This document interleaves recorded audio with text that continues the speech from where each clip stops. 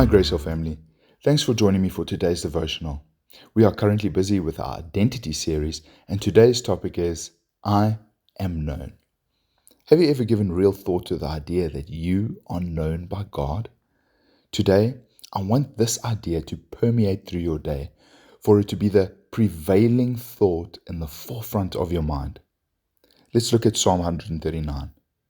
David says, "You are familiar with all my ways. Before a word is on my tongue, you, Lord, know it completely."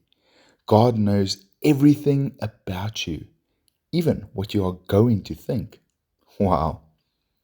In Ephesians 1, Paul takes this idea of being known to a whole new level. He says, and I quote, verse 4, "For he chose us in him before the foundations of the world." Before the foundations of the world.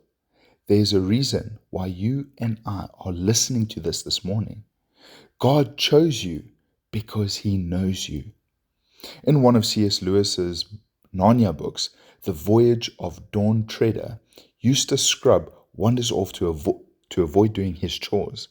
He enters a dragon's cave, greedily plunders its treasures, and is turned into a dragon as a result. Aslan the lion comes into the rescue and undragons him. This deliverance transforms the difficult Eustace into a different boy. Following the incident, Eustace asks his cousin Edmund, "Who is Aslan? Do you know him?" Edmund admits to knowing Aslan, but the beginning of his answer is surprising. He says, "Well, he knows me." According to Edmund, being known by Aslan is more important than knowing Aslan.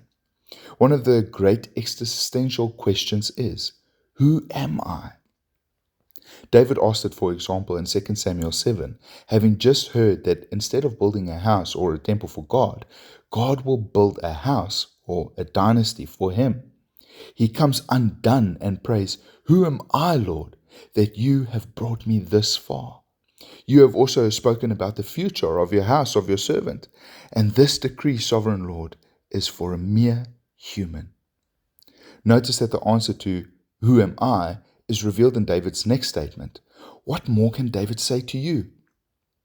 "For you know your servant," verse 18 through 20.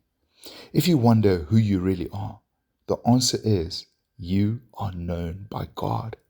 That's why David can write Psalm 139, quoted above, which can be summarized, "How marvelous it is that God knows us better than we know ourselves or anyone else can." There are two kinds of knowing in Psalm 139. There's facts and there's intimacy. The same Hebrew word for Adam knew Eve, yada, in Genesis 4 verse 1, is used in "You have searched me, Lord, and you know, yada, me." That is intimacy. God knows all the details about David and you, as many as the sand grains. But he also knows David intimately and personally. Abraham is also known by God. Genesis 18, 19.